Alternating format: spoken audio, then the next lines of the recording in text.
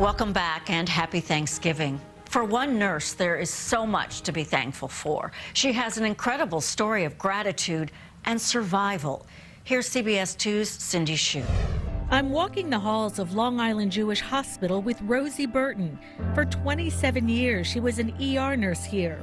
For the last 2, the assistant director of nursing. On December 27th, when they diagnosed me with this triple-negative breast cancer, all that turned on a dime. And I went from being caregiver to patient. But even after that diagnosis, this year still wasn't finished with Rosie. After my 4th treatment of AC chemo, I started getting a fever. The look in everyone's face was like, oh no, it can't be.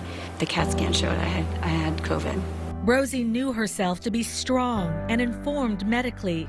Still, she was worried for her parents, husband, and 3 children who also tested positive.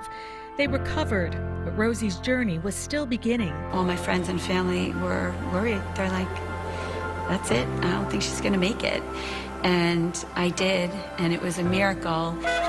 That miracle was celebrated just a few days after she was released from the hospital. I was so weak, but my friends all gathered around and had this birthday drive-by that was just amazing. Rosie learned how to be a patient. To watch these amazing nurses come in and take care of me, I was never prouder. Like, they delivered care with such empathy and kindness. And to let go in a most difficult sense, as she shaved her head for chemo. And I sat in the chair and off my hair came, and I think there wasn't a dry eye in the house. She was even brave enough to show us how it's been growing in. See? It looks great. She also learned to accept generosity and support from those who loved her, and it was bountiful.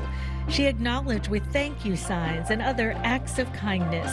To see the effect that my illness had on my family and my friends, these people devoted themselves to me, and that was just humbling. This summer, after COVID and chemo, Rosie had a double mastectomy.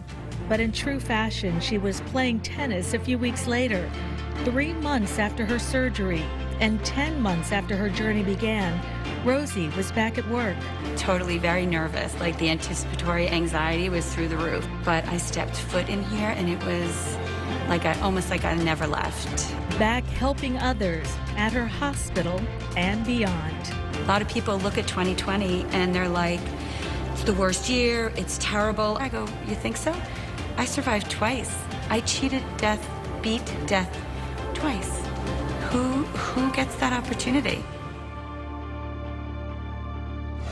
Thank you for joining us for this edition of Celebrate the Season. Hopefully, we're all finding some gratitude and reasons to be thankful in this most unpredictable and challenging year. I'm Dana Tyler. From all of us here at CBS 2, happy Thanksgiving.